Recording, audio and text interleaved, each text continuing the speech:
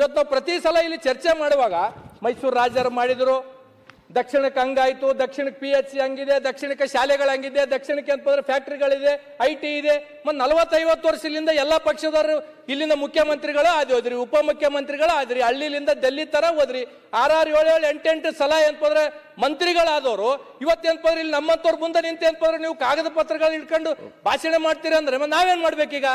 Skill development industry minister ನಮ್ಮವರೇ. ನಾವು ಇವತ್ತಿಗೂ ಏನಪ್ಪಂದ್ರೆ ಒಬ್ಬರಿಗೆ ಏನಪ್ಪಂದ್ರೆ ನೌಕರಿ ಕೊಡಕ್ ಆಗ್ಲಿಲ್ಲ. ಹಾಗಾಗಿ ಅದಕ್ಕೆ ಹೇಳ್ತಾ ಇದೆ, ಎಲ್ಲ ನಮ್ಮವ್ರು ಇಟ್ಕೊಂಡೇ ಕೊಡಕ್ ಆಗ್ತಾ ಇಲ್ಲ. ಹಾಗಾಗಿ ಸರ್ 78 ಪೇಜ್ ಇತ್ತು ಸರ್, ತಾವ್ ಏನಾನ ಅಂತೀರಂತ ಕಟ್ ಆಫ್ ಮಾಡಿ 14 ಪೇಜ್ ಇತ್ತು. ಎಲ್ಲರದ್ದು 100 ಪೇಜ್ ಇದೆ. ಮಾತಾಡ್ತಿತ್ತು ಸರ್, ದಯಮಾಡಿ ಒಂದಿಷ್ಟು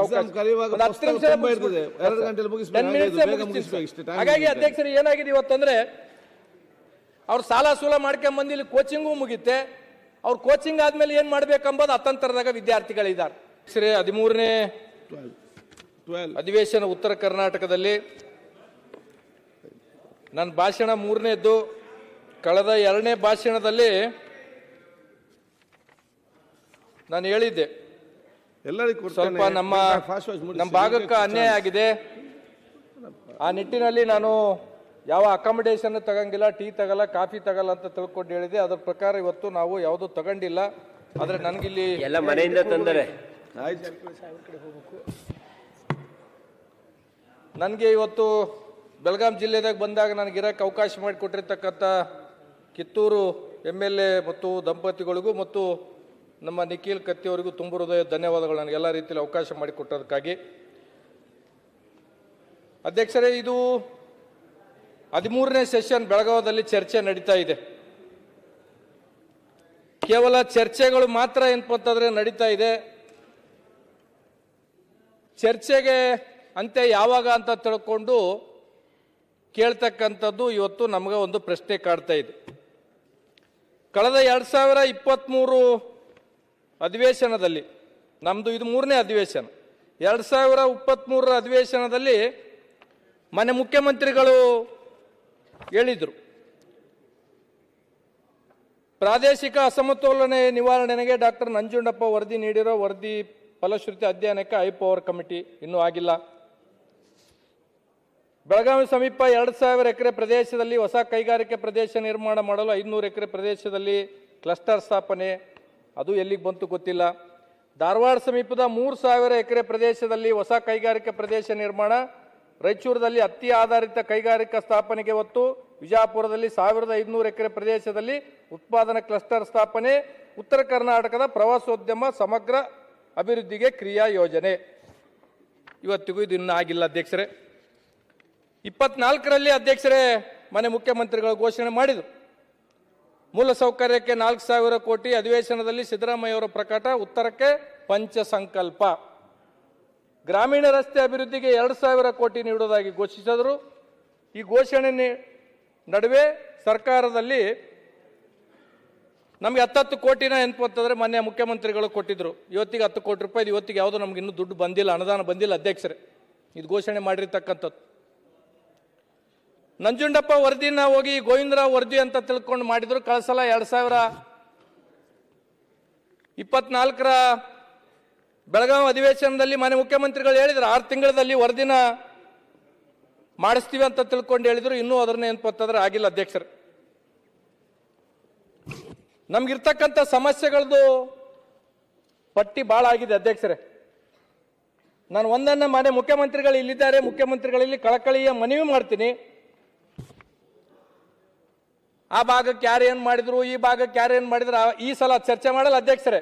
ನಮ್ಗೆ ಗೊತ್ತಾಗಿದೆ ಯಾಕೆ ನಮ್ಮ ಭಾಗ ಹಿಂದಕ್ಕೆ ಬಿದ್ದಿದೆ ಅಂತ ತಿಳ್ಕೊಂಡು ನಮಗೆ 2 ವರ್ಷದಾಗ ಗೊತ್ತಾಗಿದೆ ಅಧ್ಯಕ್ಷರೇ.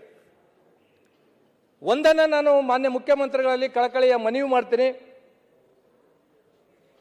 ಒಂದು 5 ವರ್ಷ ಅಥವಾ 2 ವರ್ಷ ಇರ್ತಕ್ಕಂಥ ಅವಧಿಯಲ್ಲಿ 4 ಲಕ್ಷ ಕೋಟಿ ಬಜೆಟ್ ಅನ್ನ ಮಂಡಿಸ್ತಕ್ಕಂಥ ಸರ್ಕಾರದಲ್ಲಿ ಒಂದು ಅರ್ಧ ಭಾಗ, ಒಂದು 2 ಲಕ್ಷನೋ 1.5 ಲಕ್ಷನೋ 2 ಲಕ್ಷ ಕೋಟಿ ಅಷ್ಟೇ ಅಂತಂದ್ರೆ ಉತ್ತರ ಕರ್ನಾಟಕ ಒಂದು 5 ವರ್ಷ.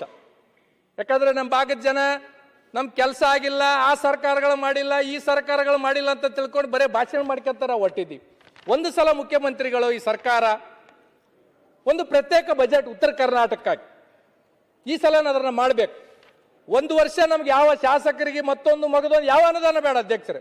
ಒಂದು ವರ್ಷ ಎಜುಕೇಶನ್ಗಾಗಿ ಇಟ್ಬಿಡ್ರಿ, ಒಂದು ವರ್ಷ ಹೆಲ್ತ್ಗಾಗಿ ಇಟ್ಟುಬಿಡ್ರಿ, ಒಂದು ವರ್ಷ ಎಲ್ಲ ಇರಿಗೇಷನ್ಗಾಗಿ ಇಟ್ಟುಬಿಡ್ರಿ, ಒಂದು ವರ್ಷ ಕುಡಿಯೋ ನೀರಿಗಾಗಿ ಇಟ್ಬಿಡ್ರಿ, ಇನ್ನು ಒಂದು ವರ್ಷ ಇನ್ಫ್ರಾಸ್ಟ್ರಕ್ಚರ್ಗೆ ಇಟ್ಬಿಡ್ರಿ. ಇದನ್ನ ನಾನು ಕಳಕಳಿಯಾಗಿ ಮುಖ್ಯಮಂತ್ರಿಗಳಲ್ಲಿ ಮನವಿ ಮಾಡ್ತಕ್ಕಂಥದ್ದು. ಏನಾಗಿದೆ ಅಧ್ಯಕ್ಷರೇ ಅಂತಂದ್ರೆ, ಈಗ ಎಜುಕೇಶನ್ಗೆ ಬರ್ತೀವಿ ಅಧ್ಯಕ್ಷರು, KPS ಶಾಲೆಗಳನ್ನ ಮಾಡಿರ್ತಕ್ಕಂಥದ್ದು ಸರ್ಕಾರ ನಾವು ಸ್ವಾಗತ ಮಾಡ್ತೀವಿ. ಅಲ್ಲಿ ಇಂಗ್ಲಿಷ್ ಟೀಚರ್ಸ್ ಬೇಕು ಅಧ್ಯಕ್ಷರೇ. ಕನ್ನಡ ಟೀಚರ್ಸ್ ಹೋಗಿ KPS ಶಾಲೆಗೆ ತಗೊಂಡ್ರೆ ಹೆಂಗಾಗುತ್ತೆ? ಈಗ ಇನ್ನೊಂದು ಏನಾಗಿದೆ ಅಧ್ಯಕ್ಷರೇ ಅಂದ್ರೆ, ಮಾನ್ಯ ಶಿಕ್ಷಣ ಸಚಿವರು ಒಂದು 78 ಸ್ಟೇಟ್ಮೆಂಟ್ ಇದೆ ಅಧ್ಯಕ್ಷರು, ತಗೊಂಡ್ಬಂದಿದ್ದೀನಿ. 78 ಸ್ಟೇಟ್ಮೆಂಟ್ ಕೊಟ್ಟಿದ್ದಾರೆ ಇಲ್ಲಿವರೆಗೂ. ಐತಿಹಾಸಿಕ ತೀರ್ಮಾನ, ಶಿಕ್ಷಕರನ್ನ ನೇಮಕ ಮಾಡ್ತೀವಿ. ಆ ಐತಿಹಾಸಿಕ ತೀರ್ಮಾನದ ಐತಿಹಾಸಿಕ ದಿನ ಯಾವಾಗ ಬರುತ್ತೆ ಅಧ್ಯಕ್ಷರೇ? ನಮ್ಮ ಭಾಗದಾಗ ಅಧ್ಯಕ್ಷರೇ ಶಿಕ್ಷಕರು ಇಲ್ಲಾರ್ದು ಪ್ರತಿ ಸಲನೂ ಪ್ರತಿ ಹಿರಿಯರು ಕಿರಿಯರು ನಾವು ಅದನ್ನೇ ಮಾತಾಡ್ತಕ್ಕಂಥದ್ದು. ಅನೇಕ ಸಲ ನಾವು ಹೇಳಿರ್ತಕ್ಕಂಥದ್ದು, ಶಾಲೆ ಕಟ್ಕೊಂಡಿವಿ ಮಾಸ್ತರ್ದಾರಿಲ್ಲ, ದವಾಖಾನೆ ಕಟ್ಕೊಂಡಿವಿ ಡಾಕ್ಟರ್ದಾರಿಲ್ಲ. ಇದು ನಮ್ಮ ಭಾಗದ ಪರಿಸ್ಥಿತಿ ಅಧ್ಯಕ್ಷ. ಏನಾಗಿದೆ ಅಧ್ಯಕ್ಷರೇ ಅಂದ್ರೆ, ನಮ್ಮಲ್ಲಿ ಶಿಕ್ಷಣದ ಬಗ್ಗೆ ಹೆಚ್ಚು ಅರಿವಿಲ್ಲ. ಅರಿವು ಮೂಡಿಸ್ತಕ್ಕಂಥ ಕೆಲಸ ಶಿಕ್ಷಣ ಇಲಾಖೆಯಿಂದ ಆಗ್ಬೇಕಾಗಿತ್ತು. ಇವತ್ತು ಎಷ್ಟೋ ಜನ ಮಕ್ಕಳು ಏನಪ್ಪಂತಂದ್ರೆ, ನಮ್ಮಲ್ಲಿ 5ನೇದು 6ನೇದು ಓದ್ತಕ್ಕಂಥ ಶಾಲೆಗೆ ಓದ್ತಕ್ಕಂಥ ಮಕ್ಕಳು ಏನಪ್ಪಂದ್ರೆ ಲೇಬರ್ ಕೆಲಸಕ್ಕೆ ಹೋಗ್ತಾರ. ಲೇಬರ್ ಡಿಪಾರ್ಟ್ಮೆಂಟ್ದವ್ರು ಇವತ್ತಿಗೂ ಯಾದಗಿರಿ ಜಿಲ್ಲೆದಾಗ ಒಂದು ಏನಪ್ಪಂತಂದ್ರೆ FIR ಮಾಡಿಲ್ಲ. ನಮ್ಮ ಭಾಗದಾಗ ಅನ್ಪ ಒಂದು ಅವೇರ್ನೆಸ್ ಕಾರ್ಯಕ್ರಮನ ಮಾಡಬೇಕಾಗಿತ್ತು ಅಧ್ಯಕ್ಷರು. ಇವತ್ತು ಸಣ್ಣ ಸಣ್ಣ ಮಕ್ಕಳು ಶಾಲೆಯಲ್ಲಿಂದ ಎಷ್ಟೋ ಜನ ಏನಂತಂದ್ರೆ ಪ್ರತಿ ವರ್ಷ ಶಾಲೆ ಬಿಡ್ತಾ ಇದ್ದಾರೆ. ಅದಕ್ಕೇನು ಕಾರಣ? ಮತ್ತೆ ಮರಳಿ ಶಾಲೆಗೆ ತರೋದಕ್ಕೆ ಏನು ಕಾರ್ಯಕ್ರಮ ಹಾಕೊಂಡಿದ್ವಿ, ಅದನ್ನ ಅವೇರ್ನೆಸ್ ಗ್ರಾಮೀಣ ಪ್ರದೇಶದಲ್ಲಿ ಅದು ಇಲ್ಲಾರ್ದಂಗೆ ಆಗಿರ್ತಕ್ಕಂಥದ್ದಿದೆ. ಇವತ್ತು ಒಂದನ್ನ ನಮ್ಗೆ ಯಾರೋ ಬಂದು ಹೇಳ್ತಾ ಇದ್ರು, ಶಿಕ್ಷಕರು ಡಿಗ್ರಿ ಕಾಲೇಜ್ ಲೆಕ್ಚರ್ಗೆ ಏನಂತಾರೆ ಒಂದು 6,000 ಶಿಕ್ಷಕರು ಏನಂತಾರೆ ಸುಪ್ರೀಂ ಕೋರ್ಟ್ ಆರ್ಡರ್ಲಿಂದ ಅತಂತ್ರವಾಗಿದ್ದಾರೆ. ಅವ್ರಿಗೇನಾದ್ರೂ ಶಾಶ್ವತವಾಗಿ ಸರ್ಕಾರ ಏನಾದರೂ ಮಾಡಬೇಕಾಗ್ತದೆ. ದಿನನಿತ್ಯ ಶಾಸಕರಿಗೆ ಮಂತ್ರಿಗಳಿಗೆ ಮನೆಗಳಿಗೆ ಬರ್ತಾರೆ, ಮನವಿ ಪತ್ರನ ಅವ್ರು ಸಲ್ಲಿಸ್ತಾರೆ. ಅದನ್ನೊಂದು ದಯಮಾಡಿ ಸರ್ಕಾರ ಮಾಡಬೇಕಂತ ತಿಳ್ಕೊಂಡು ಹೇಳ್ಬೇಕಾಗಿತ್ತು ಅಧ್ಯಕ್ಷರೇ. ನಾವು ಒಂದನ್ನ ಮನವಿ ಮಾಡ್ತಕ್ಕಂಥದ್ದು ಅಧ್ಯಕ್ಷರು, ಇವತ್ತು ಮನೆ ಮುಖ್ಯಮಂತ್ರಿಗಳು ಇಲ್ಲಿದ್ದಾರೆ. ಆರೋಗ್ಯ ಇಲಾಖೆದ ಬಗ್ಗೆ ನಮ್ಮ ತಂದೆಯವರು ಇರುವಾಗ ಮಾನ್ಯ ಮುಖ್ಯಮಂತ್ರಿಗಳು ಒಂದ್ಸಲ ಫೋನ್ನಲ್ಲಿ ಮಾತಾಡಿ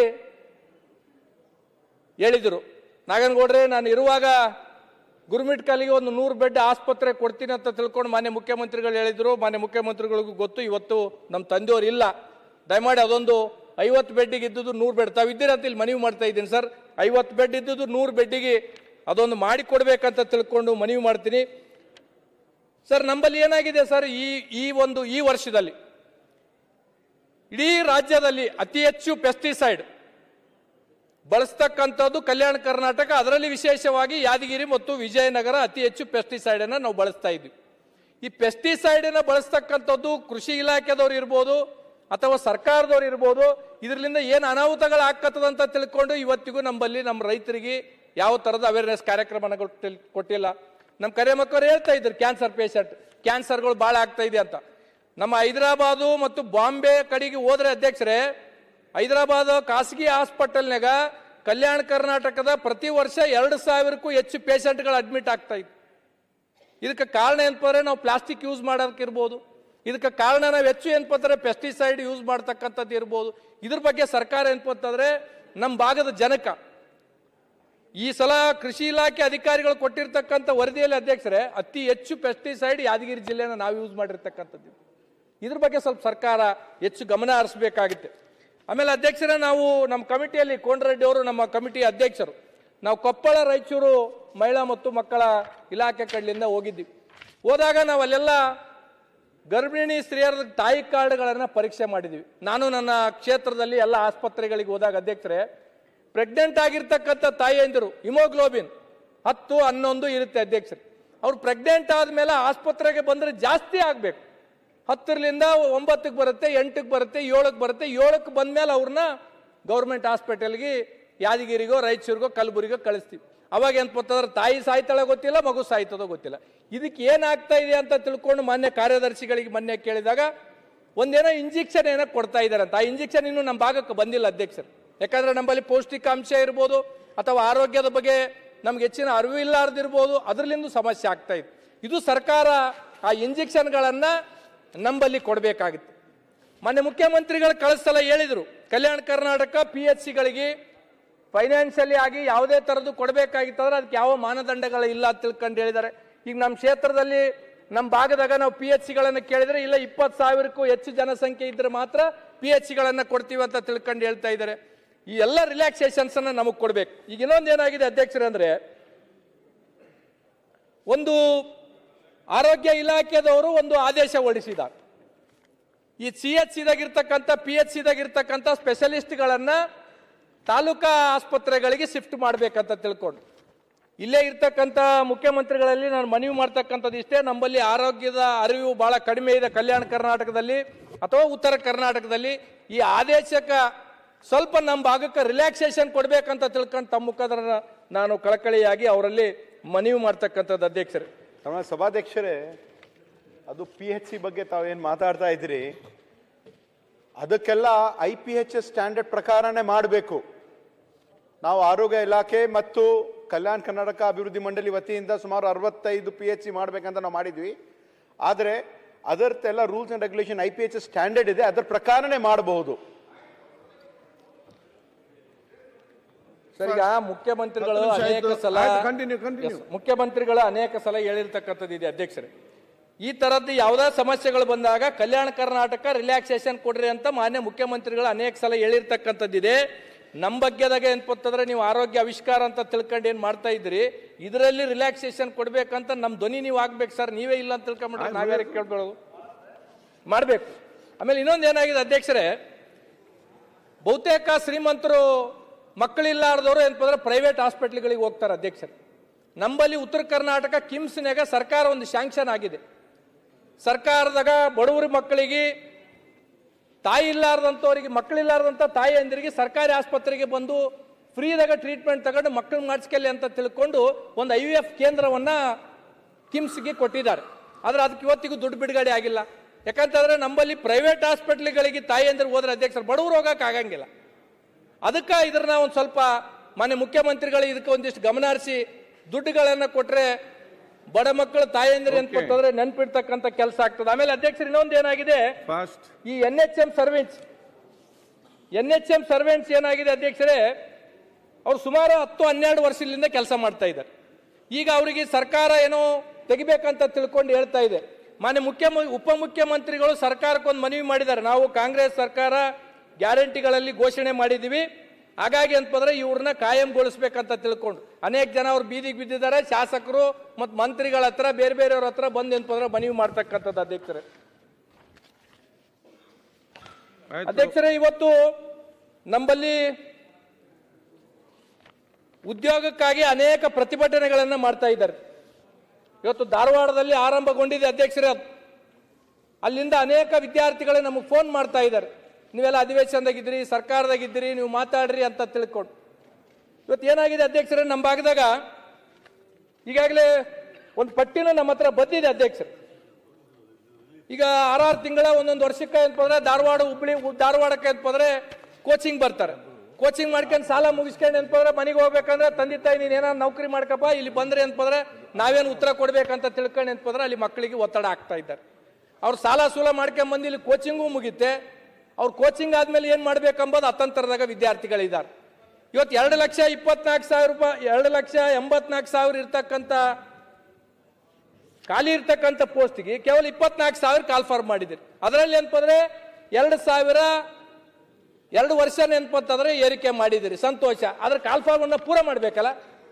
ಇಲ್ಲಿ ಇರ್ತಕ್ಕಂಥ ವಿದ್ಯಾರ್ಥಿಗಳು ಏನಂತಂದ್ರೆ ನಮಗೆ ಬಂದು ದಿನನಿತ್ಯ ಅಂತಂದ್ರೆ ನೀವು ಮಾತಾಡ್ರಿ ಅಂತ ತಿಳ್ಕೊಂಡು ಹೇಳ್ತಾರೆ. ಇದಕ್ಕೇನಾದ್ರೂ ಸರ್ಕಾರ ಗಂಭೀರವಾಗಿ ತಗೋಬೇಕಾಗುತ್ತೆ. ಇವತ್ತು ಅಧ್ಯಕ್ಷರೇ, ಇವತ್ತು ಉತ್ತರ ಕರ್ನಾಟಕದಲ್ಲಿ ನಮ್ಮಲ್ಲಿ ಅನ್ಕೋತಾರೆ ಒಳ್ಳೆ ಫ್ಯಾಕ್ಟ್ರಿಗಳನ್ನ ಕೊಡ್ಬೇಕಂತ ತಿಳ್ಕೊಂಡು ಹೇಳಿದ್ವಿ. ಅನೇಕ ಸಲ ಮುಖ್ಯಮಂತ್ರಿಗಳು ಘೋಷಣೆ ಮಾಡಾಗಿದೆ. ಈ ನಮ್ಮಲ್ಲಿ ಉತ್ತರ ಕರ್ನಾಟಕದವ್ರು ಇಂಡಸ್ಟ್ರಿ ಮಿನಿಸ್ಟ್ರು ನಮ್ಮವರೇ, ITBT ಮಿನಿಸ್ಟ್ರು ನಮ್ಮವರೇ, ಸ್ಮಾಲ್ ಇಂಡಸ್ಟ್ರಿ ಮಿನಿಸ್ಟ್ರು ನಮ್ಮವರೇ, ಸ್ಕಿಲ್ ಡೆವಲಪ್ಮೆಂಟ್ ಇಂಡಸ್ಟ್ರಿ ಮಿನಿಸ್ಟ್ರು ನಮ್ಮವರೇ. ನಾವು ಇವತ್ತಿಗೂ ಏನಂತಂದ್ರೆ ಒಬ್ಬರಿಗೆ ಏನಂತಂದ್ರೆ ನೌಕರಿ ಕೊಡಕ್ ಆಗ್ಲಿಲ್ಲ. ಹಾಗಾಗಿ ಅದಕ್ಕೆ ಹೇಳ್ತಾ ಇದೆ, ಎಲ್ಲ ನಮ್ಮವ್ರು ಇಟ್ಕೊಂಡೇ ಕೊಡಕ್ ಆಗ್ತಾ ಇಲ್ಲ. ಹಾಗಾಗಿ ಸರ್ 78 ಪೇಜ್ ಇತ್ತು ಸರ್. ತಾವ್ ಏನಾನ ಅಂತೀರಂತ ಕಟ್ ಆಫ್ ಮಾಡಿ 14 ಪೇಜ್ ಇತ್ತು. ಎಲ್ಲರದ್ದು 100 ಪೇಜ್ ಇದೆ. ಮಾತಾಡ್ತಿತ್ತು ಸರ್. ದಯಮಾಡಿ ಒಂದಿಷ್ಟು ಅವಕಾಶ. 2 ಗಂಟೆಲಿ ಮುಗಿಸ್ಬೇಕು. ಹಾಗಾಗಿ ಅಧ್ಯಕ್ಷರು ಏನಾಗಿದೆ ಇವತ್ತಂದ್ರೆ ನಮ್ಮ ಭಾಗದಾಗ ಇಷ್ಟೆಲ್ಲ ಜನ ಇದ್ರು ಸಹ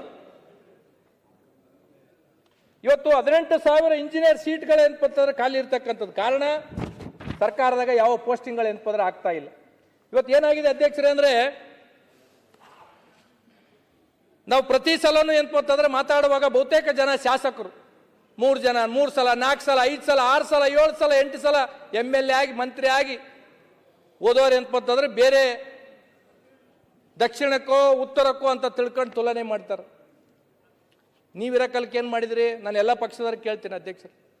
ಇವತ್ತು ನಾವು ಪ್ರತಿ ಸಲ ಇಲ್ಲಿ ಚರ್ಚೆ ಮಾಡುವಾಗ ಮೈಸೂರು ರಾಜರು ಮಾಡಿದ್ರು, ದಕ್ಷಿಣಕ್ಕೆ ಹಂಗಾಯ್ತು, ದಕ್ಷಿಣಕ್ಕೆ PHC ಹಂಗಿದೆ, ದಕ್ಷಿಣಕ್ಕೆ ಶಾಲೆಗಳು ಹಂಗಿದೆ, ದಕ್ಷಿಣಕ್ಕೆ ಅಂತಂದ್ರೆ ಫ್ಯಾಕ್ಟ್ರಿಗಳಿದೆ, IT ಇದೆ. ಮತ್ತು 40-50 ವರ್ಷದಿಂದ ಎಲ್ಲ ಪಕ್ಷದವರು ಇಲ್ಲಿಂದ ಮುಖ್ಯಮಂತ್ರಿಗಳು ಆದ್ರಿ, ಉಪಮುಖ್ಯಮಂತ್ರಿಗಳು ಆದ್ರಿ, ಹಳ್ಳಿಲಿಂದ ಡೆಲ್ಲಿ ತರ ಹೋದ್ರಿ. 6, 7, 8 ಸಲ ಏನಪ್ಪಂದ್ರೆ ಮಂತ್ರಿಗಳಾದವರು ಇವತ್ತೇನಪ್ಪ ಇಲ್ಲಿ ನಮ್ಮಂತವ್ರ ಮುಂದೆ ನಿಂತ ಏನಪ್ಪ ನೀವು ಕಾಗದ ಪತ್ರಗಳು ಇಟ್ಕೊಂಡು ಭಾಷಣ ಮಾಡ್ತೀರಿ ಅಂದ್ರೆ ನಾವೇನ್ ಮಾಡ್ಬೇಕೀಗ? ಇದು ನಮಗೆ ನಾಚಿಕೆ ಬರ್ತಕ್ಕಂಥದ್ದು ಅಧ್ಯಕ್ಷರೇ. ನಾವು ಪ್ರತಿ ಸಲನೂ ಏನಪ್ಪಂತಂದ್ರೆ ಬೇರೆಯವರಿಗೆ ತುಲನೆ ಮಾಡೋದಲ್ಲ, ನಮ್ಮ ಭಾಗಕ್ಕೆ ಅಭಿವೃದ್ಧಿ ಮಾಡ್ತಕ್ಕಂಥ ಜವಾಬ್ದಾರಿ ಹೊತ್ತಕ್ಕಂಥವ್ರು ನೀವು ಮಾಡದೇ ಇರ್ತಕ್ಕಂಥದ್ದೇ ಇವತ್ತು ಜನ ನಮ್ಮನ್ನು ಕ್ಯಾಕರಿಸಿ ಹೋಗ್ತಾ ಇದ್ದಾರೆ. ಇವತ್ತು ಪ್ರತಿ ಸಲ ಅಧ್ಯಕ್ಷರೇ, ಈಗ ನಾನು ಒಂದನ್ನ ಸೌದಿ ಹಣ್ಣವ್ರದ್ದು ನಾನೊಂದು ಪ್ರಸ್ತಾಪ ಮಾಡ್ಬೇಕು. 3 ವರ್ಷ ಆಯ್ತು ಅವ್ರ ಭಾಷಣ ಕೇಳ್ತಾ ಇದ್ದೆ. 3 ವರ್ಷದಿಂದನೂ ಏನಪ್ಪ ಅದು ಕಾಟಾದ್ದು ಹೇಳ್ತಾರೆ. ಈ ಸಲ ಅದು ಇದು ಹೇಳಿಲ್ಲ ಅಣ್ಣ, ಕಬ್ಬು ದಾಟದ ಒಂದು ಬ್ರಿಡ್ಜ್ ಹೇಳಿಲ್ಲ, 2 ವರ್ಷ ಹೇಳಿದ್ರಿ ಜಮಖಂಡಿ ತಾಲೂಕದ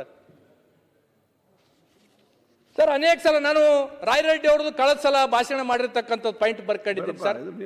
ಈ ಸಲ ಸರ್ ಅವ್ರು ಹಿರಿಯರು ಏನಪ್ಪಂತವ್ರು ಈ ರೀತಿ ಮಾಡಿದ್ರೆ ನಾವೇನ್ ಮಾಡ್ಬೇಕಂತ ಕಳೆದ ಸಲ ಏನೇನೋ ರಾಯರೆಡ್ಡಿ ಅವ್ರು ಮಾತಾಡಿದ್ದಾರೆ ಸರ್. ಈ ಸಲನ ಅದೇ ಸೇಮ್ ಹೇಳಿದ್ದಾರೆ ಸರ್. ನೀವು 6 ಸಲ ಈ ಕಡೆ ಇದ್ದವ್ರು ಈ ಕಡೆ ಇದ್ದಾರೆ, ನಾನು ಯಾವ್ದು ಪಾರ್ಟಿಗೆ ಹೇಳಂಗಿಲ್ಲ ಸರ್. ಸರ್ ನೀವು 7, 8 ಸಲ MLA ಆಗಿಗಳು ನೀವೇ ಬಂದು ಏನಪ್ಪಂದ್ರೆ ಈ ರೀತಿ ಪ್ರಶ್ನೆ ಕೇಳಿದ್ರೆ ನಾವು ಒಂದ್ಸಲ ಆದವ್ರು ನಾವೇನ್ ಮಾಡ್ಬೇಕೀಗ? ನಾವ್ ಯಾರಿಗ ಹೋಗಿ ಕೇಳಬೇಕು? ಅದಕ್ಕೆ ಅಧ್ಯಕ್ಷರೇ ಒಂದು ಏನಪ್ಪಂದ್ರೆ ನಾವು ಆಯ್ಕೆ ಮಾಡಿ ಕಳಿಸಿರ್ತಕ್ಕಂಥ ಜನರ ಬದಲಾವಣೆ ಆಗ್ಬೇಕಿಲ್ಲ, ನಾವ ಬದಲಾವಣೆ ಆಗ್ಬೇಕಾಗ್ತದೆ. ನಮ್ಮ ಜನ ಹಂಗೆ ಇದ್ದಾರೆ, ಯಾರು ಕೆಲಸ ಮಾಡ್ತಾರೋ ಅವ್ರಿಗೆ ಮಾಡಂಗಿಲ್ಲ. ಯಾವನೊಬ್ಬ ಜಾತಿ ಅಂತ ತಿಳ್ಕೊಂಡು ಬಂದು ಹೇಳ್ತಾನೆ, ಯಾವನೊಬ್ಬ ದುಡ್ಡು ಅಂತ ತಿಳ್ಕೊಂಡು ಬಂದು ಹೇಳ್ತಾನೆ, ಎಲೆಕ್ಷನ್ ಬಂದು ಡೋಂಗಿತನ ಮಾಡ್ತಾರ ಅಂತವ್ರಿಗೆ ಓಟ್ ಹಾಕಿದ್ರೆ ಇಂದ ಬಾಯಿಗೆ ಬಂದಂಗೆ ನಮ್ ಬೈಬಿಡ್ತಾರೆ. ಇದು ನಮ್ಮ ಪರಿಸ್ಥಿತಿ ಅಧ್ಯಕ್ಷ. ಒಂದನ್ನ ಉದಾಹರಣೆನ ನಾನು ಕೊಡ್ಬೇಕಾಗಿತ್ತು ಅಧ್ಯಕ್ಷರೇ. ಒಂದು ತಾಯಿ ಮಗುವಿಗೆ ಅಂತಂದ್ರೆ ಪಿಕ್ನಿಕ್ ಕಳಿಸ್ತಾಳೆ ಅಧ್ಯಕ್ಷರೇ, ಬಹಳ ನೋವಿನಿಂದ ಹೇಳ್ಬೇಕಾಗ್ತದೆ ಅಧ್ಯಕ್ಷರೇ. ಒಂದು ತಾಯಿ ಮಗುವಿಗೆ ಪಿಕ್ನಿಕ್ ಕಳಿಸಿದಾಗ ಹೊಸ ಬಟ್ಟೆ ಹಾಕ್ತಾಳ, ಬೂಟ್ ಹಾಕ್ತಾಳ, ಟೈ ಹಾಕ್ತಾಳ, ಚಂದ ಪೌಡರ್ ಹಚ್ಚಿ ಅಂತಂದ್ರೆ ನೋಡಪ್ಪ ನಿನಗೊಂದು ಚಲೋ ಟಿಫಿನ್ ಬುತ್ತಿ ಕಟ್ಟಿದ್ದೀನಿ. ಶಿವಣ್ಣ 1 ನಿಮಿಷ ಕೇಳ್ರಣ್ಣ, ಶಿವರಾಜಣ್ಣ 1 ನಿಮಿಷ. ಪಿಕ್ನಿಕ್ ಅಂತಂದ್ರೆ ಹೋದಾಗ ತಾಯಿ ಹೇಳ್ತಾಳೆ, ನೋಡಪ್ಪ ನೀನ್ ಹೆಂಗ್ ಕಳಿಸಿನಿ, ನೀನ್ ಟಿಫನ್ ತಿನ್ಬೇಕು, ಇನ್ನೊಬ್ರದ್ದು ಯಾರ್ದು ಕೆಡಿಸ್ಬೇಡ, ಯಾರ ಸಂಗಟ ಜಗಳ ಆಡ್ಬೇಡ, ನೀನ್ ಹೆಂಗ್ ಹೋಗಿದ್ ಹಂಗ ಬಂದ್ರೆ ಮುಂದಿನ ಸಲ ನೀನು ಪಿಕ್ನಿಕ್ ಕಳಿಸ್ತೀನಿ, ಇಲ್ಲ ಅಂತಂದ್ರೆ ಕಳ್ಸಂಗಿಲ್ಲ ಅಂತ ತಿಳ್ಕೊಂಡು ಹೇಳಿ ಕಳಿಸ್ತಾರ. ಹಂಗ ಏನಪ್ಪಂತಂದ್ರೆ ತಾಯಿ ಎಂಬ ಮತದಾರರು 5 ವರ್ಷ ನಮ್ಮನ್ನು ಪಿಕ್ನಿಕ್ ಕಳಿಸ್ತಾರ ಅಧ್ಯಕ್ಷರೇ. ನಾವು ಆತ್ಮವಂಚನೆ ಮಾಡ್ಕೊಂಡು ಕೆಲಸ ಮಾಡಬಾರ್ದು, ಆತ್ಮ ಸಾಕ್ಷಿಯಾಗಿ ಕೆಲಸ ಮಾಡಿದಾಗ ಮಾತ್ರ ಮತ್ತೊಮ್ಮೆ ಆ ತಾಯಿ ಮತದಾರ 5 ವರ್ಷ ನಮಗೆ ಪಿಕ್ನಿಕ್ ಕಳಿಸ್ತಾರ ಅಧ್ಯಕ್ಷರೇ. ಇವತ್ತು ಇರಿಗೇಷನ್ ಬಗ್ಗೆ ಏನಪ್ಪಂತಂದ್ರೆ ಹೇಳ್ತಾರ ಅಧ್ಯಕ್ಷರೇ. ಇವತ್ತು ಕೃಷ್ಣಾ ಪ್ರಾಜೆಕ್ಟ್ ನ ಮಾನ್ಯ ಮುಖ್ಯಮಂತ್ರಿಗಳು ಹೇಳಿದ್ರು, ಅದನ್ನ 2 ವರ್ಷದಾಗ ಮುಗಿಸ್ತಾರೋ ಎಷ್ಟು ವರ್ಷದಾಗ ಮುಗಿಸ್ತಾರೋ ಅದನ್ನ ಏನಪ್ಪಂದ್ರೆ ಕೊನೆಯ ಅವರ ಉತ್ತರದಲ್ಲಿ ಹೇಳ್ಬೇಕಾಗುತ್ತೆ. ಇವತ್ತು ತುಂಗಾಭದ್ರಾ ಗೇಟ್ ಇಂದ ಸಮಸ್ಯೆ ಆಗಿದೆ ಅಧ್ಯಕ್ಷರೇ. ನಾನು ಒಂದನ್ನೇ ಹೇಳ್ಬೇಕಾಗುತ್ತೆ, ಇವತ್ತು ತುಂಗಾಭದ್ರದ ಗೇಟ್ಗಳಿಗೆ 1 ವರ್ಷದ್ದು ಬೆಳೆ ಇಲ್ಲಾರ್ದಂಗೆ ಮಾಡಿರಲ್ಲ, ಬೇರೆ ಭಾಗಕ್ಕಾದ್ರೆ ರೈತರು ಸುಮ್ಮನೆ ಇರ್ತಿದ್ರೇನು?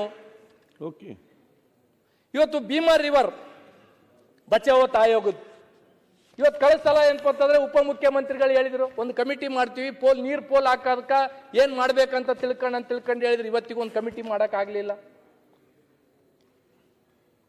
ಇವತ್ತು ನಂಬಲ್ಲಿ ಅಧ್ಯಕ್ಷರೇ ನಿಜಾಮರು ಯಾವುದೋ ಬ್ರಿಟಿಷರ್ ಕಾಲದಾಗ ಕಟ್ಟಿರ್ತಕ್ಕಂಥ ಅತ್ತಿಕುಣಿ ಮತ್ತು ಸೌದಾಗರ ಡ್ಯಾಮ್ ಅಂತ ತಿಳ್ಕೊಂಡಿದೆ, ನೀರಿದೆ ಕಾಲುವೆಗಳಿಗೆ ಅಂತಂದ್ರೆ. ನಾನು ಅನೇಕ ಸಲ ಉಪಮುಖ್ಯಮಂತ್ರಿಗಳಿಗೆ ಭೇಟಿಯಾಗಿ ಅಂತವ್ರು ಮನವಿ ಮಾಡಿದ್ವಿ. ಯಾವಾಗಲೂ ಭೇಟಿ ಆದಾಗೆಲ್ಲ ಉಪಮುಖ್ಯಮಂತ್ರಿಗಳು ನನ್ನ ಜೊತೆ ಭಾಳ ಚಂದ ಮಾತಾಡಿ ಮೋಟಿವೇಟೆಡ್ ಸ್ಪೀಚ್ ಮಾಡ್ತಾರೆ. ಇವತ್ತಿಗೂ ನನಗೆ ₹1 ಕೊಡ್ಲಿಲ್ಲ. ಆಯ್ತು, ಬೇಗ ಫಿನಿಶ್ ಮಾಡಿ ಕಂದಕೂರ್. ಅಧ್ಯಕ್ಷರೇ ಒಂದನ್ನ ಎಲ್ಲರೂ ಮಾತಾಡ್ಬೇಕು. ಮಾನ್ಯ ಮುಖ್ಯಮಂತ್ರಿಗಳು ಇಲ್ಲಿದ್ದಾರೆ, ನಾನು ಮನವಿ ಮಾಡಬೇಕಾಗುತ್ತೆ ಸರ್. ನಮ್ಮಲ್ಲಿ ಕುಡಿಯೋ ನೀರಿಗೆ ಇಷ್ಟು ಸಮಸ್ಯೆ ಆಗ್ಬಿಟ್ಟಿದೆ ಅಂದ್ರೆ ಸರ್, ನಾವು 2.5 ವರ್ಷ ಆಯ್ತು ಸರ್. 2.5 ವರ್ಷ ಆದ್ಮೇಲೆ ಇವತ್ತಿಗೂ ನಮ್ಮ ಬರೀ ನನ್ನ ಕ್ಷೇತ್ರದಲ್ಲಿ RO ಪ್ಲಾಂಟ್ ರಿಪೇರಿಗೆ ₹4 ಕೋಟಿ ಬೇಕು ಸರ್. ಇವತ್ತಿಗೂ ಒಂದು ಬೋರ್ವೆಲ್ ಕೊರ್ಸಕ್ಕಾಗಿಲ್ಲ. ಪ್ರತಿ ಅಧಿವೇಶನದಾಗ ನಾನು ಹೇಳ್ತಾ ಇದ್ದೀನಿ, ಒಂದೇ ಒಂದು ಬೋರ್ವೆಲ್ ಕೊಡಿಸಿಲ್ಲ. ಹಿಂದೆ ಕೊಡಿಸಿರ್ತಕ್ಕಂಥ ಬೋರ್ವೆಲ್ 90 ಲಕ್ಷ ರೂಪಾಯಿಗೆ ಸೆಕ್ರೆಟರಿಲಿಂದ CS ತರ ನಾನು ಲೆಟರ್ ಹಾಕಿ ನನ್ನ ಒಂದು ಬುಕ್ ಲೆಟರ್ ಪ್ಯಾಡ್ ಹೋಯ್ತು. ಇವತ್ತಿಗೆ ನಾನು 90 ಲಕ್ಷ ರೂಪಾಯಿ ಬೋರ್ವೆಲ್ ಹಾಕಿರ್ತಕ್ಕಂಥದ್ದು ಬಿಲ್ ಆಗಿಲ್ಲ. ಇವತ್ತು ನಮ್ಗೆ ಜನ ಬಂದ ಬೇಸಿಕ್ ಕಾಲದಾಗ ನೀರು ಕೇಳ್ತಾರೆ, ಎಲ್ಲಿಂದ ಕೊಡಬೇಕು? ಊರಿಗೆ ಆರೋ ಪ್ಲಾಂಟ್ ಕೇಳ್ತಾರೆ, ಇವತ್ತಿಗೆ ₹1 ನಮ್ಗೆ ಅಂತ ದುಡ್ಡು ಕೊಟ್ಟಿಲ್ಲ. ಇವತ್ತು ಜಲಧಾರೆ ಅಂತ ತಿಳ್ಕೊಂಡು ಕಳಿಸಲ್ಲ ಅಧ್ಯಕ್ಷರೇ. ನಾನು ಒಂದು ಕ್ವಶನ್ ಮಾಡಿದ್ದೆ ಮೊನ್ನೆ, ಗೃಹ ಸಚಿವರು ಅಂತಂದ್ರೆ ಉತ್ತರ ಕೊಟ್ಟರು. ಜಲಧಾರೆ ಅಂತ ತಿಳ್ಕೊಂಡು 2,000 ಕೋಟಿ ರೂಪಾಯಿ ಸ್ಕೀಮ್ ನಡೆದಿದೆ ಅಧ್ಯಕ್ಷರೇ. ಅದ್ರದ್ದು ಎಸ್ಟಿಮೇಟ್ ಹೆಂಗ್ ಮಾಡಿದ್ದಾರೆ ಅಧ್ಯಕ್ಷರ ಅಂತಂದ್ರೆ, ಗ್ರಾಮೋತ್ಥಾನ ಪೈಪ್ಲೈನ್ ತರ್ತಾರ, ಗ್ರಾಮದಿಂದ OHDಗೆ ಹೋಗೋದಕ್ಕೆ ಎಸ್ಟಿಮೇಟ್ ಮಾಡಿಲ್ಲ ಅಧ್ಯಕ್ಷರೇ. 2,000 ಕೋಟಿ ಪ್ರಾಜೆಕ್ಟ್ ನಮ್ಮ ಭಾಗಕ್ಕೆ ಬರದೇ ಅಪರೂಪ. ಓಕೆ, ಇಂಥ ಪ್ರಾಜೆಕ್ಟ್ಗಳನ್ನ ಏನಂತಂದ್ರೆ ಸರ್ಕಾರ ಯಾವ ರೀತಿ ನೋಡುತ್ತೆ? ಇದ್ರ ಬಗ್ಗೆ ಏನಾದ್ರೂ ಗಮನ ಹರಿಸಬೇಕು. ಮನೆ ಗೃಹ ಮಂತ್ರಿಗಳು ಇಲ್ಲೇ ಇದ್ದಾರೆ, ಕಳೆದ ಸಲ ಅವರೇ ಉತ್ತರ ಕೊಟ್ಟಿದ್ರು. ನಾನು ಕನ್ಕ್ಲೂಡ್ ಮಾಡಿ. ಹಾಗಾಗಿ ಅಧ್ಯಕ್ಷರಿಗೆ ಏನಾಗಿದೆ ಅಧ್ಯಕ್ಷರೇ, ಜಿಲ್ಲಾ ಪಂಚಾಯತಿ, ತಾಲೂಕು ಪಂಚಾಯತಿ ಅನ್ಟೈಡ್ ಫಂಡ್ ಅಂತ ಬರುತ್ತೆ. ನಾವು ಅದರಲ್ಲಿ 4 ಲಕ್ಷ 5 ಲಕ್ಷ ರೂಪಾಯಿ ಒಂದೊಂದು ಆರೋ ಪ್ಲಾಂಟ್ಗಳು ಕೊಟ್ರೆ CS ಅವ್ರು ಏನ್ಪತ್ತಂದ್ರೆ ನಮಗೆ ರಿಜೆಕ್ಟ್ ಮಾಡಿ ಕಳಿಸ್ತಾ ಇದ್ದಾರೆ. ಇಲ್ಲ, ನಾವು ಆರೋ ಪ್ಲಾಂಟ್ಗಳನ್ನ ಕೊಡಕ್ಕಾಗಲ್ಲ. ಮತ್ತೆ ಆರೋ ಪ್ಲಾಂಟ್ಗಳಿಗೆ ದುಡ್ಡು ಯಾರು ಕೊಡ್ಬೇಕು ಅಧ್ಯಕ್ಷರೇ? ಜಿಲ್ಲಾ ಪಂಚಾಯತ್ ದವ್ರು ದುಡ್ಡು ಕೊಡೋವಲ್ರು, RWS ದವ್ರು ದುಡ್ಡು ಕೊಡೋವಲ್ರು. ಜನ ಬಂದು ನಮಗೆ ಆರೋ ಪ್ಲಾಂಟ್ ನಾವು ಯಾರಿಗೆ ಕೇಳಬೇಕು? ಇದ್ರ ಬಗ್ಗೆ ಸರ್ಕಾರ, ಮಾನ್ಯ ಮುಖ್ಯಮಂತ್ರಿಗಳು ವಿಶೇಷವಾಗಿ ಕುಡಿಯೋ ನೀರಿಗಾಗಿ ಇವತ್ತು ಫ್ಲಶ್ ಮಾಡ್ಸಕ್ಕೂ ನಮ್ಮ ಹತ್ರ ದುಡ್ಡಿಲ್ಲ, ಬೋರ್ವೆಲ್ ಫ್ಲಶ್ ಮಾಡ್ಸಕ್ಕೆ ದುಡ್ಡಿಲ್ಲ ನಮ್ಮ ಹತ್ರ. ಹಾಗಾಗಿ ದಯಮಾಡಿ ಇದ್ರ ಬಗ್ಗೆ ಮುಖ್ಯಮಂತ್ರಿಗಳು ಸ್ವಲ್ಪ ವಿಶೇಷ ಕಾಳಜಿನ ಏನ್ಪತ್ತಂದ್ರೆ ವಹಿಸ್ಬೇಕಂತ ತಿಳ್ಕೊಂಡು ಏನ್ಪಂದ್ರೆ ಕೇಳಬೇಕಾಗಿತ್ತು ಅಧ್ಯಕ್ಷರೇ. ಒಂದು ಕ್ರಾಪ್ ಲಾಸ್ ಇಂದು ಒಂದು ಹೇಳ್ಬೇಕಾಗಿತ್ತು ಅಧ್ಯಕ್ಷರೇ. ನಮ್ಮಲ್ಲಿ ಏನಾಗಿದೆ ಅಧ್ಯಕ್ಷರೇ, ನಾವೇ ಖುದ್ದು ಏನ್ಪಂತಂದ್ರೆ ಕ್ರಾಪ್ ಲಾಸ್ಗಳಾದಾಗ ಹೋದಾಗ ಯಾವ ಅಧಿಕಾರಿಗಳು ಸಹ ಫೀಲ್ಡಿಗೆ ಹೋಗಲಿಲ್ಲ. ಮಾನ್ಯ ರೆವಿನ್ಯೂ ಮಿನಿಸ್ಟರ್ ಇಲ್ಲೇ ಇದ್ದಾರೆ. ಯಾವ ಅಧಿಕಾರಿಗಳು ಫೀಲ್ಡಿಗೆ ಹೋಗಲಿಲ್ಲ, ಕೇವಲ ಫೋನ್ ಮಾಡಿ ರೈತರಿಗೆ ಅಂತಂದ್ರೆ ಆಗಿರ್ತಕ್ಕಂಥ ನಿಮ್ದು ಏನು ಲಾಸ್ ಆಗ್ಯದ, ಆ ಲಾಸ್ ಆಗಿರ್ತಕ್ಕಂಥದ್ದು GPS ಕೊಡ ಅಂತ ತಿಳ್ಕೊಂಡು ಫೋನ್ ಮಾಡಿ ಹೇಳಿದ್ದಾರೆ. ಹಾರ್ಟಿಕಲ್ಚರ್ದವರು, ರೆವಿನ್ಯೂದವರು ಮತ್ತೆ ಏನಪ್ಪಂದ್ರೆ ಅಗ್ರಿಕಲ್ಚರ್ದು 3 ಜಂಟಿಯಾಗಿ ಹೋಗ್ಬೇಕಂದ್ರು. ನಮ್ಮ ಜಿಲ್ಲೆದಾಗ 3 ಕಲ್ತ ಅಧಿಕಾರಿಗಳು ಯಾವ ಫೀಲ್ಡ್ಗೂ ಹೋಗೇ ಇಲ್ಲ. ಇವತ್ತು ಏನಾಗಿದೆ ಅಧ್ಯಕ್ಷರ, ನರಗುಂದ್ ಅಂತ ತಿಳ್ಕೊಂಡು ಒಬ್ಬ ತಾಲೂಕದಾಗ ಅವ್ನು ಕ್ರಾಪ್ ಲಾಸ್ ಲಿಸ್ಟ್ ಬಂದಿಲ್ಲ ಅಂತ ತಿಳ್ಕೊಂಡು ಸುಸೈಡ್ ಅಟೆಂಪ್ಟ್ ಮಾಡ್ಕೊಂಡಿದ್ದಾರೆ. ಇವತ್ತು ಒಂದು ಉದಾಹರಣೆ ಕೊಡ್ಬೇಕಾಗುತ್ತೆ ಅಧ್ಯಕ್ಷರ, ರೈತರು ಲಿಸ್ಟ್ ಕೊಟ್ಟಿದ್ದಾರೆ, ಅದನ್ನ ಹೇಳ್ಬೇಕಾಗಿತ್ತು ಅಧ್ಯಕ್ಷರ. ದಯಮಾಡಿ ನಾರಾಯಣಪುರ ಅಚ್ಚುಕಟ್ಟು ಪ್ರದೇಶದ ಎಡದಂಡಿಯ ಡಿಸ್ಟ್ರಿಬ್ಯೂಷನ್ 9 ನೋಟಿಫೈಡ್ ಸೀರಿಯಲ್ ನಂಬರ್, ನೀರಾವರಿ ಇರುವ ಸರ್ವೆ ನಂಬರ್ಗಳು 284. ಮೊನ್ನೆ ರೆವಿನ್ಯೂ ಮಿನಿಸ್ಟರ್ ಇಲ್ಲೇ ಇದ್ದಾರೆ. ಬೆಳೆ ಪರಿಹಾರದ ಪಟ್ಟಿಯಲ್ಲಿ ಇರುವ ನಂಬರ್ಗಳ ಸಂಖ್ಯೆ 413. ಮಾರ್ಗಸೂಚಿಯಂತೆ ನೀರಾವರಿ ಬೆಳೆ ಪರಿಹಾರ ಪಡೆದ ರೈತರು 63, ನೀರಾವರಿ ಬೆಳೆ ಪರಿಹಾರದಿಂದ ವಂಚಿತರಾಗಿರೋರು 350. Okay, finish it up. GN Ganesh sir ದಯಮಾಡಿ 5 ನಿಮಿಷ ಮಾತಾಡ್ಬೇಕಲ್ಲ ಸರ್, ದಯಮಾಡಿ 5 ನಿಮಿಷ ಎಲ್ಲರೂ ಮಾತಾಡ್ಬೇಕು. 5 ನಿಮಿಷ ಮುಗಿಸ್ತೀನಿ ಸರ್. ಹಾಗಾಗಿ ಏನಾಗಿದೆ ಅಧ್ಯಕ್ಷರೇ ಅಂತಂದ್ರೆ, ಇವತ್ತು ಮಾನ್ಯ ಸಚಿವರು, ಮಾನ್ಯ ಮುಖ್ಯಮಂತ್ರಿಗಳು 2024 ಸೆಪ್ಟೆಂಬರ್ 17 ವಿಮೋಚನಾ ದಿನಾಚರಣೆಗೆ ಬಂದು ಏನಪ್ಪಂದ್ರೆ, ನಾನು KKRDBಗೆ ಸಚಿವಾಲಯನ ಮಾಡ್ತೀವಂತ ತಿಳ್ಕೊಂಡು ಹೇಳಿದ್ರು. ಮಾನ್ಯ ಅಧ್ಯಕ್ಷರು ಇಲ್ಲೇ ಇದ್ದಾರೆ, ಇವತ್ತಿಗೆ ಏನಪ್ಪಂದ್ರೆ ಅದು ಮಾಡಿಲ್ಲ ಅಧ್ಯಕ್ಷರೇ. ಬಹುತೇಕ ಜನ ಇಲ್ಲೆಲ್ಲರೂ ಮಾತಾಡ್ತೀರಿ 5,000 ಕೋಟಿ 5,000 ಕೋಟಿ ಅಂತ ತಿಳ್ಕೊಂಡು. ಸರ್, ನಾವು 5,000 ಕೋಟಿ ರೀಚ್ ಆಗಿಲ್ಲ ಸರ್. ಇನ್ನು ಕೇವಲ 3,000 ಕೋಟಿಗೆ ಅಂತ ತಿಣಕ್ಲಾಕತ್ತೀವಿ. 5,000 ಕೋಟಿ ರೀಚ್ ಆಗಿಲ್ಲ. ನಾವು 5,000 ಕೋಟಿ ಯಾಕೆ ರೀಚ್ ಆಗಿಲ್ಲ ಅಂದ್ರೆ, ಮಾನ್ಯ ಅಧ್ಯಕ್ಷರು ಇಲ್ಲೇ ಇದ್ದಾರೆ. ನಾನು ಹೇಳಿದೆ ಸರ್, ಒಬ್ಬ ಸೆಕ್ರೆಟರಿ ಬಂದಿದ್ದಾರೆ ಅಲ್ಲಿ, KKRDB ಸೆಕ್ರೆಟರಿ. ಆ KKRDB ಸೆಕ್ರೆಟರಿ ಅಜಯ್ ಸಿಂಗ್ ಅವ್ರ ಹೆಸರು ಕೆಡಿಸ್ಬೇಕಂತ ಬಂದಿದ್ದಾರೋ ಅಥವಾ ಮುಖ್ಯಮಂತ್ರಿಗಳ ಹೆಸರು ಕೆಡಿಸ್ಬೇಕಂತ ಬಂದಿದ್ದಾರೋ, ಇವತ್ತಿಗೂ ನಮ್ಗೆ ರೀಚ್ ಆಗಕ್ಕೆ ಸಾಧ್ಯ ಆಗ್ತಾ ಇಲ್ಲ. ನಿಮ್ಗೆ ಅನೇಕ ಸಲ ಹೇಳಿರ್ತಕ್ಕಂಥದ್ದು ಇದೆ ಸರ್. ದಯಮಾಡಿ ನೀವು ಹೇಳಕ್ಕಲ್ಕ ಹೇಳಿ, ನೀವು ಹೇಳಕ್ಕಲ್ಕ ಹೇಳಿ ದಯಮಾಡಿ. ಮತ್ತೆ ಮಾತಾಡಿ, ಕನ್ಕ್ಲೂಡ್ ಮಾಡಿ. ಈಗ ನಾನು ಮಾತಾಡ್ತೀನಿ ಅಂತ ತಿಳ್ಕೊಂಡು ಮಾತಾಡ್ತೀನಿ. ನಿಮ್ಮ ಆತ್ಮ ಗೊತ್ತಿದೆ ಏನ್ ಆಗ್ತಾ ಇದೆ ಕಲ್ಯಾಣ ಕರ್ನಾಟಕ ಕಂಪ್ಲೀಟ್ ಮಾಡಿ. ಅವ್ರಿಗೆ ಯಾಕೆ ಉತ್ತರ ಕೊಡ್ತಾರೆ? ಹಾಗಾಗಿ ಏನಾಗಿದೆ ಸರ್ ಅಂದ್ರೆ, 3,000 ಕೋಟಿ ನಾವು ರೀಚ್ ಆಗ್ತಾ ಇಲ್ಲ. ಇವತ್ತು ಏನಾಗಿದೆ ಅಧ್ಯಕ್ಷರೇ ಅಂದ್ರೆ, ಪ್ರತಿಯೊಂದು ಅದಕ್ಕೂ ಒಂದು 124 ರೂಪಾಯಿ ಏನೋ ತಪ್ಪಾದದಕ್ಕ ನನ್ನ ಉಸ್ತುವಾರಿ ಸಚಿವರ ಕ್ಷೇತ್ರದಲ್ಲಿ 7 ತಿಂಗಳ ಬಿಲ್ ನಿಂದಿರಿಸಿದ್ದಾರೆ ಅಧ್ಯಕ್ಷ. ಮತ್ತೆ ಹೆಂಗ್ ಕೆಲಸ ಆಗುತ್ತೆ ಅಧ್ಯಕ್ಷರೇ? ಇವತ್ತು ಏನಾಗಿದೆ ಅಧ್ಯಕ್ಷರೇ ಅಂದ್ರೆ, ನಮ್ಮ ಕಲ್ಯಾಣ ಕರ್ನಾಟಕ KKRDBಗೆ 224 ಇಂಜಿನಿಯರ್ಸ್ ಬೇಕು ಅಧ್ಯಕ್ಷರೇ. ಸರ್ಕಾರ ಕೇವಲ 22 ಕೊಟ್ಟಿದೆ. ನಮಗೆ ಮ್ಯಾನ್ ಪವರ್ ಇಲ್ಲ, ಮನಿ ಪವರ್ 5,000 ರೂಪಾಯಿ 5,000 ಕೋಟಿ ಕೊಟ್ಟಿದ್ದಾರೆ. ಈ ಭಾಗದ ಜನ BR ಪಾಟೀಲ್ ಅವರು ಬಹಳ ಡಿಸಪಾಯಿಂಟೆಡ್ ಆಗಿ ಹೇಳಿದ್ರು, ನಮ್ಗೆ ಇವತ್ತಿಗೂ 3,000 ಕೋಟಿ ರೀಚ್ ಆಗಲಾರದಕ್ಕೆ ಕಾರಣ ಅಧಿಕಾರಿಗಳು, ಯಾರ ಜನಪ್ರತಿನಿಧಿಗಳಲ್ಲ. ಇದನ್ನ ದಯಮಾಡಿ ಅಧ್ಯಕ್ಷರೇ ಅಂತಂದ್ರೆ, ನಿಮಗೆ ಆಯ್ತು, ಕೆಟ್ಟ ಹೆಸರು conclude. ತರಕ್ಕೆ ಕೂತಿರ್ತಕ್ಕಂಥದ್ದು ಇದೆ, ಅದ್ರ ಬಗ್ಗೆ ಸ್ವಲ್ಪ ಹೆಚ್ಚು ಗಮನ ಹರಿಸಬೇಕಾಗ್ತದೆ. ಗಣೇಶ್ ಜಿ ಮಾನ್ಯ ಅಧ್ಯಕ್ಷರೇ, ಕಂದು- ನಾನು conclude ಒಂದನ್ನ ಹೇಳ್ಬೇಕಾಗುತ್ತೆ ಅಧ್ಯಕ್ಷರೇ. ಕಡಿಗ ಆಯ್ತು ಕಂಕ್ಲೂಡ್ ಇಲ್ಲ, ಮಾಡಿ ಮುಗಿಸ್ತೀನಿ ಅಧ್ಯಕ್ಷರೇ, ಮುಗಿಸ್ತೀನಿ, ದಯಮಾಡಿ ಮುಗಿಸ್ತೀನಿ. ಅಲ್ಲಲ್ಲ ಟೈಮ್ ಆಯ್ತು ಇಲ್ಲ, ನೀವು 5 ನಿಮಿಷ ಅಂದ್ರೆ 2 ನಿಮಿಷ ಆಗಿದೆ, ಇಲ್ಲ, ಇನ್ನು ಇನ್ನು 5 ಮೂರು ನಿಮಿಷ ಕೊಡ್ಲಿಕ್ಕೆ ಆಗುದಿಲ್ಲ ನೋಡಿ. 3 ಮಿನಿಟ್ಸ್ ಮುಗಿಸ್ತೀನಿ ಲಾಸ್ಟ್ ಕಂಕ್ಲೂಡ್ ಮಾಡಿ ಸರ್. 3 ಮಿನಿಟ್ಸ್ ಅಲ್ಲ ಫಾಸ್ಟ್ ಕಂಕ್ಲೂಡ್ ಮಾಡಿ ಈಗ 3 ಮಿನಿಟ್ಸ್ ಮುಗಿಸ್ತೀನಿ ಸರ್. ಕಂಕ್ಲೂಡ್ ಮಾಡಿ ನೀವು ಗಣೇಶ್ ಬೇಗ ಸರ್, ಇವತ್ತು ಕಲ್ಯಾಣ ಕರ್ನಾಟಕದಿಂದ ಆಯ್ಕೆ ಆಗಿರ್ತಕ್ಕಂಥ ಗೌರ್ಮೆಂಟ್ ಸರ್ವೆಂಟ್ದವರು ಕಣ್ಣೀರಿಡ್ತಾ ಇದ್ದಾರೆ. ಇವತ್ತು ಬೇರೆ ಕಲ್ಯಾಣ ಕರ್ನಾಟಕದಿಂದ ಬಿಟ್ಟು ಬೇರೆ ಆಯ್ಕೆ ಆದವ್ರಿಗೆಲ್ಲರಿಗೂ ಪ್ರಮೋಷನ್ ಸಿಗ್ತಾ ಇದೆ. ದಯಮಾಡಿ ನಾನು ಮುಖ್ಯಮಂತ್ರಿಗಳಿಗೆ ಮನವಿ ಮಾಡ್ತಕ್ಕಂಥದ್ದು ಇಷ್ಟೇ, ಕಲ್ಯಾಣ ಕರ್ನಾಟಕದಲ್ಲಿ ಸರ್ಕಾರಿ ನೌಕರಿಗಳು ಯಾರ್ಯಾರು ಆಯ್ಕೆ ಆಗಿದ್ದಾರೆ ಅವ್ರಿಗೂ ಸಹ ಏನಂದ್ರೆ ಬೇರೆ ಕಡೆ ಕೊಡ್ತಕ್ಕಂಥ ಜ್ಯೇಷ್ಠತೆಯನ್ನ ನಮ್ಮ ಕಲ್ಯಾಣ ಕರ್ನಾಟಕದವರಿಗೆ ಕೊಡ್ಬೇಕಂತ ತಿಳ್ಕೊಂಡು ನಾನು ಮನವಿ ಮಾಡ್ಬೇಕಾಗ್ತದೆ. ಆಮೇಲೆ ಇನ್ನೂ ಒಂದು ಅಧ್ಯಕ್ಷರೇ, ರಾಯಚೂರಲ್ಲಿ ಒಂದು KSRP ಬೆಟಾಲಿಯನ್ ಮಾಡ್ಬೇಕಂತ ತಿಳ್ಕೊಂಡು 25 ಜನ ಶಾಸಕರು ನಾವು ಈಗಾಗಲೇ ಪತ್ರವನ್ನು ಕೊಟ್ಟಿದ್ದೀವಿ. ಅದರಲ್ಲಿ ಆರ್ಥಿಕ ಇಲಾಖೆಯಿಂದ ದುಡ್ಡು ಏನ್ಪತ್ತಂದ್ರೆ ಇಲ್ಲ ಅಂತ ತಿಳ್ಕೊಂಡು ವಾಪಸ್ ಕಳಿಸಿದ್ದಾರೆ. ಮುಖ್ಯಮಂತ್ರಿಗಳಿಗೆ ನಾನು ಮನವಿ ಮಾಡ್ತೀನಿ, ನಮ್ಮ ಕಲ್ಯಾಣ ಕರ್ನಾಟಕ ಅಭಿವೃದ್ಧಿಯಿಂದ ದುಡ್ಡು ಬೇಕಿದ್ರೆ KSRP ಬೆಟಾಲಿಯನ್ಕ ಒಂದು ಕೊಡ್ಬೇಕಂತ ತಿಳ್ಕೊಂಡು ಮಾನ್ಯ ಮುಖ್ಯಮಂತ್ರಿಗಳಲ್ಲಿ ನಾನು ಮನವಿ ಮಾಡ್ತಕ್ಕಂಥದ್ದಿದೆ.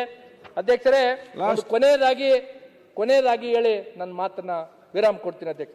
ಒಂದು ನಮ್ಮಲ್ಲೇ ಅಧ್ಯಕ್ಷ, ತಾವು ರಾತ್ರಿ ಐತಿಹಾಸಿಕವಾಗಿ ಇಲ್ಲೇ ವಿಧಾನಸಭೆ ಐತಿಹಾಸಿಕವಾಗಿ ಮಾಡಿದ್ರೆ ಲಾಸ್ಟ್ ಕ್ವಶನ್ ನಂದೇ ಇತ್ತು ಅಧ್ಯಕ್ಷರು. ಆ ಕ್ವಶನ್ಗೆ ಅಂತಂದ್ರೆ ಇಂಡಸ್ಟ್ರಿ ಮಿನಿಸ್ಟ್ರಿಗೆ ಕಡೆ ಚೂರು ಬಾಡಿ ಹಾಲ್ಕೆ ಅಂತಂದ್ರೆ ಅಲ್ಲಿ ಕೆಮಿಕಲ್ ಫ್ಯಾಕ್ಟ್ರಿಗಳನ್ನ ಮುಚ್ಚಬೇಕಂತ ತಿಳ್ಕೊಂಡು 5 ಸಲ ಕ್ವಶನ್ ಕೇಳಿ ನೀವು ಅಧಿವೇಶನದ ಕ್ವಶನ್ ಹಾಕಿಲ್ಲ ಅಧ್ಯಕ್ಷರು. ಮಾನ್ಯ ಮಂತ್ರಿಗಳು ಹೇಳಿದ್ರಿಲ್ಲ, ಅದನ್ನ ನಾವು ಮುಸ್ತೀವಿ ಅಂತ ತಿಳ್ಕೊಂಡು ಹೇಳಿದ್ರು. ತಾವು ಬೆಳಗ್ಗೆ ಮತ್ತೆ ಮರುದಿನ ಹೇಳಿದ್ರು. ಇವತ್ತಿಗೂ ಎಂತಂದ್ರೆ ಕೆಮಿಕಲ್ ಫ್ಯಾಕ್ಟ್ರಿಗಳನ್ನ ಇವತ್ತಿಗೆ ಎಂತಂದ್ರೆ ಮುಚ್ಚಿಲ್ಲ ಅಧ್ಯಕ್ಷರು. ಇವತ್ತು ನಮ್ಮ ಕೊಪ್ಪಳದಾಗಿರ್ತಕ್ಕಂಥ ಅಜ್ಜೋರು ಎಂತಂದ್ರೆ ಬೀದಿಗೆ ಬಂದು ಇದ್ರು, ಕಣ್ಣೀರಿಟ್ಟರು ಅಧ್ಯಕ್ಷರು. ಇವತ್ತು ಈ ರಾಜ್ಯ ಈ ನಾಡಿನಾಗ ಬಡವರಿಗಾಗಿ ಮಕ್ಕಳಿಗಾಗಿ ಅಂತಂದ್ರೆ ಜೋಳಿಗೆ ಇಟ್ಟಿರ್ತಕ್ಕಂಥವ್ರು ಸಿದ್ಧಗಂಗಾ ಮಠದವರಾದ್ರೆ ಆ ಭಾಗದ ಜನರಿಗೆ ಅಂತಂದ್ರೆ ಮಕ್ಕಳಿಗೆ ಅನುಕೂಲ ಆಗಲಿ, ಆ ಭಾಗದ ಮಕ್ಕಳಿಗೆ ಮುಂದಿನ ಭವಿಷ್ಯಕ್ಕೆ ಕೆಮಿಕಲ್ ಫ್ಯಾಕ್ಟ್ರಿಗಳಿಂದ ಅನಾನುಕೂಲ ಆಗ್ತದೆ ಅಂತ ತಿಳ್ಕೊಂಡು ಕೊಪ್ಪಳ ಅಜ್ಜಿಯವ್ರು ಕಣ್ಣೀರಿಟ್ಟರು ಅಧ್ಯಕ್ಷರೇ. ಇದು 2ನೇ ಸಲ ನಾನು ಹೇಳ್ತಕ್ಕಂಥದ್ದು. ಈ ಸರ್ಕಾರದ ಧೋರಣೆಗಳಿಂದ ಏನ್ಪಂದ್ರೆ ಅಜ್ಜಿಯವ್ರು ಹೊರಗೆ ಬರಲಾರ್ದಂಗೆ ಆಗಿದೆ. ಅವ್ರ ಕಣ್ಣೀರಿನ ಚಾಪ ಜನಪ್ರತಿನಿಧಿಗಳಿಗೆ ಸರ್ಕಾರಕ್ಕೆ ಏನ್ಪಂದ್ರೆ ತರ್ತಕ್ಕಂಥದ್ದು ಕೆಲಸ ಆಗುತ್ತೆ ಅಧ್ಯಕ್ಷ. ಒಂದನೇದ್ದು ಲಾಸ್ಟ್ ಗಣೇಶನ್ 40 ಸೆಕೆಂಡ್ನೇ ಮುಗಿಸ್ತೀನಿ ಸರ್, 40 ಸೆಕೆಂಡ್ನೇ ಮುಗಿಸ್ತೀನಿ ಸರ್. ನಮ್ಮಲ್ಲಿ ಹಾಸ್ಟೆಲ್ಗಳ ಪರಿಸ್ಥಿತಿ ಬಹಳ ಗಂಭೀರವಾಗಿದೆ. ಇವತ್ತು ಹಾಸ್ಟೆಲ್ಗಳಿಗೆ ಬರ್ತಕ್ಕಂಥ ಬಡವರಿಗೆ ಇವತ್ತು ಕೊಪ್ಪಳ ಯಾದಗಿರಿ ಅಂತ ಹಾಸ್ಟೆಲ್ಗಳಿಗೆ ಬಂದ್ರೆ ಮಕ್ಕಳು ಏನಪ್ಪಂತಂದ್ರೆ ಸರ್ 15-16ನೇ ವರ್ಷನಾಗ ತಾಯಿಯಂದ್ರೆ ಗರ್ಭಿಣಿ ಆಗ್ತಾ ಇದ್ದಾರೆ ಸರ್. ಇದ್ರ ಬಗ್ಗೆ ಸರ್ಕಾರ ಮತ್ತು ಮಾನ್ಯ ಮುಖ್ಯಮಂತ್ರಿಗಳಲ್ಲಿ ಬಹಳ ಗಂಭೀರವಾಗಿ ನಾನು ಮನವಿ ಮಾಡ್ತಕ್ಕಂಥದ್ದು ಇಷ್ಟೇ ಇದೆ. ಯಾವ ಹಾಸ್ಟೆಲ್ಗಳಿಗೆ ಬಡವರು ಬರ್ತಾರೆ ಅಲ್ಲಿ ಪ್ರತಿ ತಿಂಗಳು ಆರೋಗ್ಯ ಇಲಾಖೆದವರು ಟೆಸ್ಟ್ ಮಾಡ್ತಾರೆ. ಕೇವಲ ಒಮ್ಮಿಗೆ 9 ತಿಂಗಳು ಡೆಲಿವರಿ ಅಂತ ತಿಳ್ಕೊಂಡು ಬರ್ತಾರಂದ್ರೆ ಯಾರು ದೋಷಣೆ ಇದಕ್ಕೆ? ಯಾರು ಇದನ್ಪಂದ್ರೆ ಇದಕ್ಕೆ ಮಾಡಬೇಕಾಗುತ್ತೆ, ಇದಕ್ಕೆ ಏನಪ್ಪಂದ್ರೆ ಮಾಡಬೇಕಾಗುತ್ತೆ. ಆಮೇಲೆ ಲೈಬ್ರರಿ ವರ್ಕರ್ಸ್ ಲೈಬ್ರರಿ ವರ್ಕರ್ಸ್